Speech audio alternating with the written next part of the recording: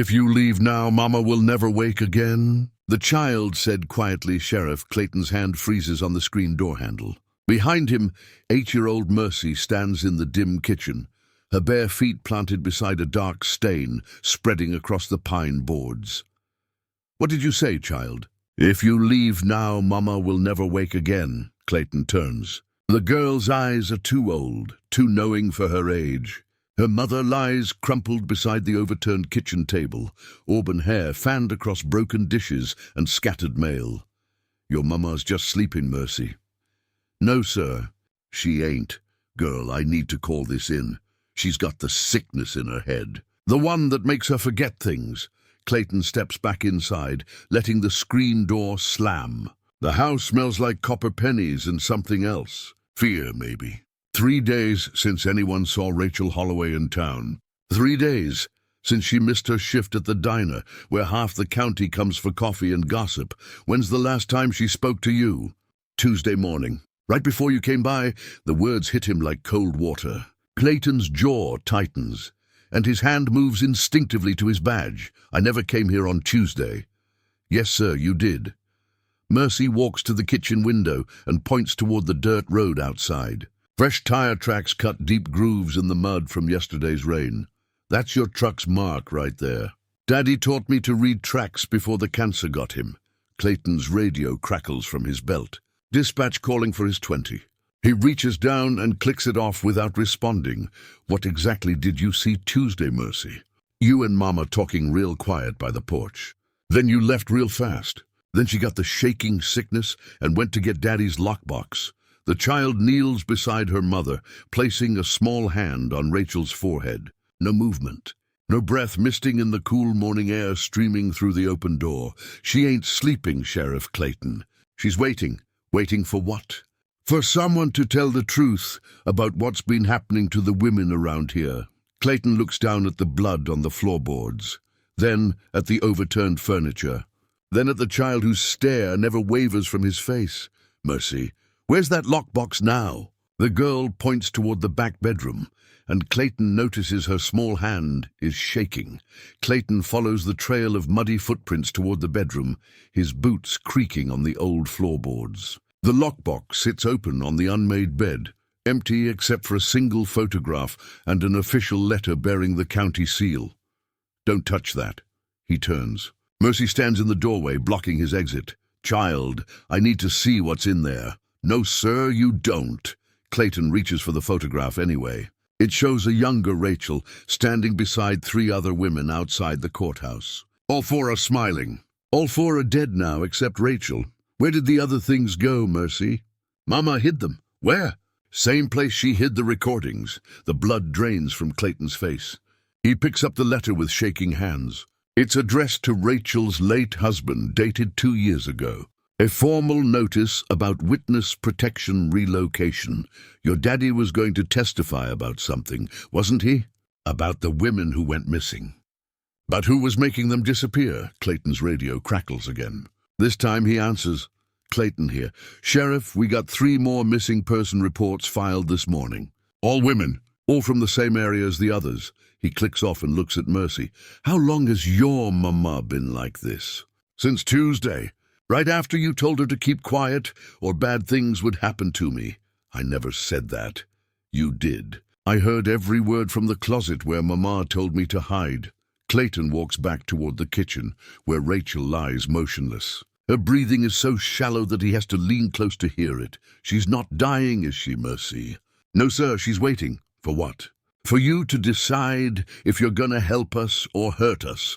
Clayton kneels beside Rachel and notices something he missed before. Her right hand is clenched tight around something small. He tries to pry her fingers open, but they won't budge. She's holding on to the truth, Sheriff. Question is, are you brave enough to hear it? Outside, the sound of approaching vehicles echoes across the hollow. The approaching vehicles grow louder. Clayton hears doors slamming, boots on gravel. Mercy runs to the front window and peers through the faded curtains. It's Deputy Morris and 2 others I don't know. Get away from there. Why? You scared of your own men? Clayton tries again to open Rachel's clenched fist. This time her fingers relax slightly, revealing a small brass key. What's this open, Mercy? The real lockbox. The one Daddy hid under the floorboards. Heavy footsteps climb the porch steps. A sharp knock echoes through the house. Sheriff Clayton. You in there? Mercy grabs Clayton's sleeve. Don't let them in yet, please. Why not? Because once they see Mama like this, they'll take her away. And then nobody will ever know the truth about what happened to all those women. Clayton looks down at the key, then at Rachel, then at the child whose eyes hold more pain than any 8-year-old should carry. Clayton!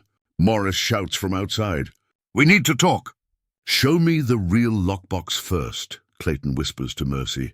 She leads him to the corner of the bedroom and points to a loose floorboard. Clayton pries it up with the key. Underneath sits a metal box, twice the size of the one on the bed. Inside are dozens of photographs, newspaper clippings, and a thick folder marked with the state seal. Jesus Christ. Daddy said some words can't be unsaid. Some debts can't be paid with money. Clayton flips through the photographs. Women from the county spanning back 30 years. All missing, all presumed dead. All connected to the same men whose names appear over and over in the official documents. How many people knew about this? Just Daddy and Mama and now you. Mercy, why didn't your parents go to the authorities? Because the authorities are the ones making the women disappear. The knocking grows more insistent. Morris tries the door handle. Your daddy was gathering evidence against cops. Against everyone. Sheriffs, judges, the governor's office. Anyone who got paid to look the other way. Clayton finds a photograph of himself shaking hands with a man he recognizes from the news. A man who ran for governor last year. Some debts can only be paid in blood, Sheriff. That's what Daddy always said. The front door creaks open. Sheriff, you in there? Morris calls from the front room. Clayton quickly stuffs the photographs back into the hidden lockbox. Mercy grabs his wrist. Wait, look at that one. She points to a newspaper clipping dated 15 years ago. The headline reads, Governor's Daughter Missing After Campus Incident.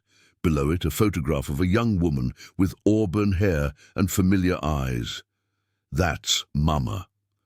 Clayton stares at the clipping. Rachel Holloway was Rachel Morrison before marriage. The governor's daughter, who supposedly died in a car accident during college.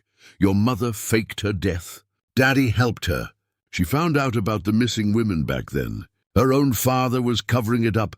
Heavy footsteps move through the house toward the bedroom. Clayton! Morris shouts. What the hell happened here? Be right there! Mercy pulls out another clipping. This one shows the current governor at a campaign rally 2 years ago. The same man from the photograph with Clayton. He's been looking for Mama this whole time. Ever since Daddy got sick and couldn't protect us anymore. How do you know all this? Because I can read. And because grown-ups think children don't listen. Morris appears in the bedroom doorway, hand resting on his weapon.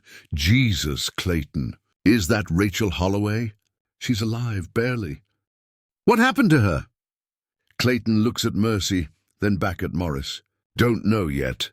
Morris walks closer to Rachel's unconscious form. Looks like someone worked her over pretty good. She fell, Mercy says quietly. That right? Morris kneels beside Rachel and lifts her eyelid.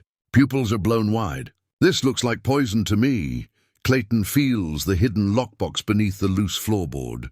All that evidence, all those missing women, all connected to men who are supposed to protect and serve. Morris, call the paramedics. Already did. They're 20 minutes out. Mercy tugs on Clayton's sleeve again. She ain't gonna make it 20 minutes, Sheriff. Not unless you help her. How? Tell the truth. About Tuesday. About what you really came here to do. Clayton's radio crackles to life. With sudden clarity, the voice cuts through the static like a blade. All units. We have 3 bodies recovered from the old Morrison Wells. Repeat, 3 female bodies recovered. Morris freezes. Clayton's blood turns to ice water. Morrison Wells? Morris asks. That's Governor Territory. Mercy looks up from beside her mother. That's where they put the women who wouldn't stay quiet. What did you say, kid? The 3 wells behind the governor's hunting cabin. That's where they dumped the bodies. Clayton grabs Mercy's shoulder. How do you know about those wells? Because Daddy showed me, before he died. He said if anything ever happened to Mama, I should tell someone about the wells. The radio crackles again. Sheriff Clayton, respond immediately. We need you at the Morrison property. Morris reaches for his radio, but Clayton stops him. Don't. Why not? Because we're next. Mercy stands and walks to the window. 3 more vehicles are coming up the dirt road. Black SUVs with government plates. They're coming for the evidence, aren't they?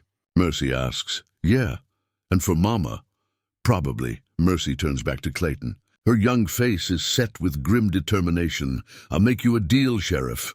What kind of deal? You help me save Mama, and I'll give you everything Daddy collected. Every photograph, every recording, every piece of paper that proves what's been happening here. Morris looks between them. What the hell are you two talking about? 30 years of missing women, Clayton says quietly. 30 years of cover-ups. You're crazy. Check those wells, Morris.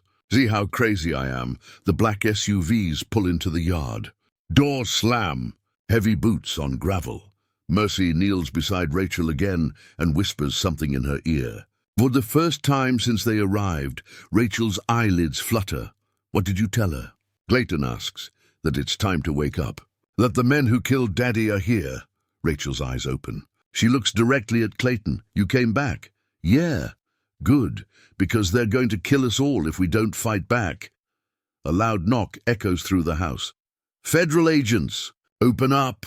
Rachel struggles to sit up, leaning against the kitchen cabinet where everything started. Mercy helps steady her mother while Clayton faces the front door. Federal agents. This is your final warning. They're not federal agents, Rachel whispers. How do you know?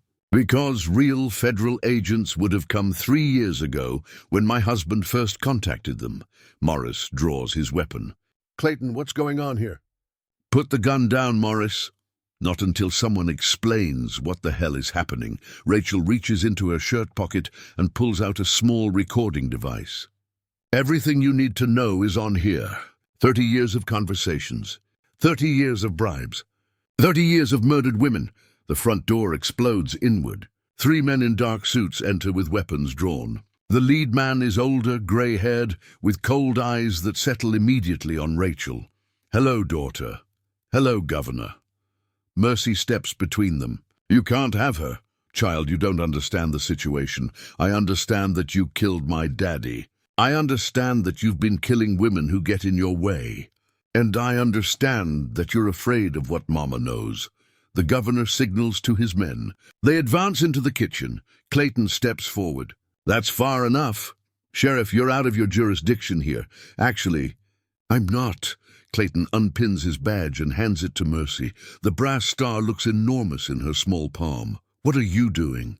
Giving you the authority to make arrests. She's 8 years old, Morris sputters. She's the only honest person in this room.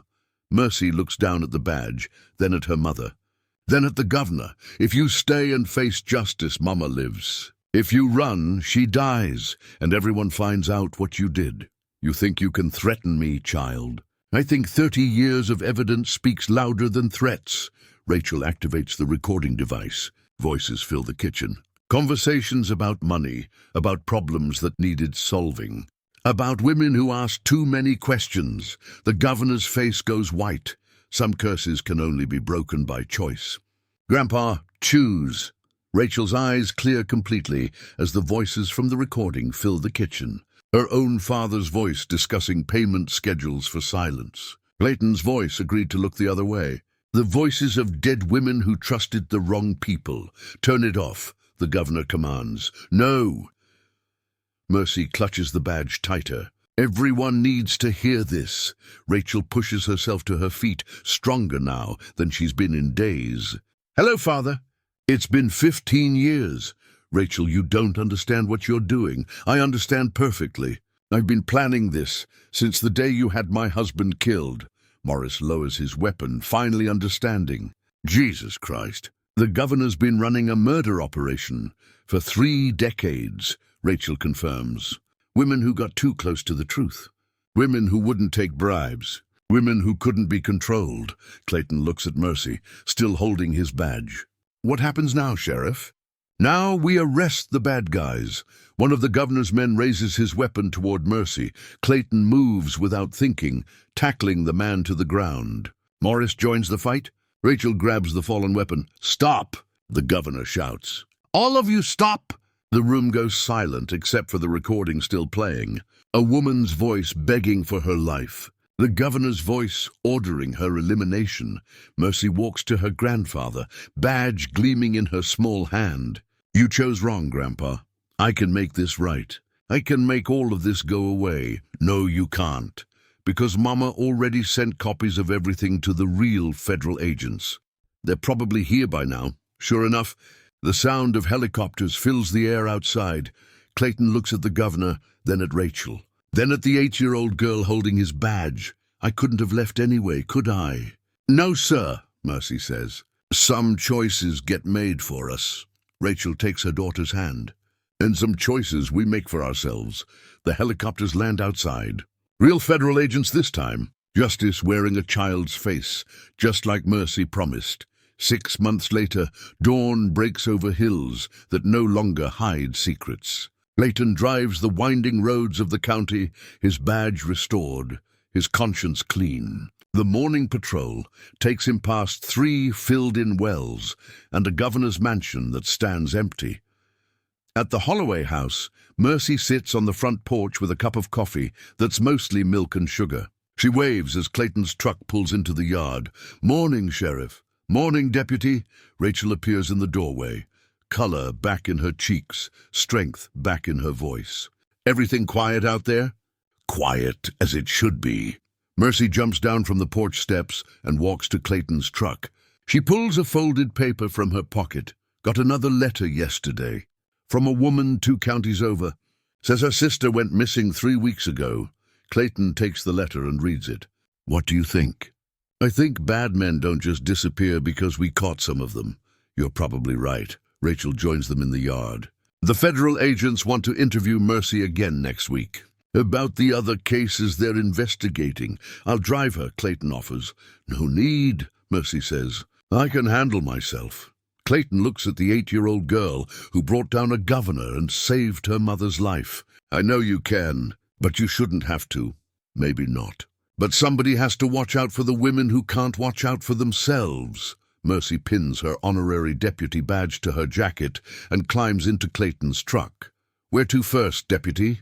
"Same place as always, Sheriff. Where the trouble is." They drive toward the rising sun, patrolling roads where women can finally walk without fear.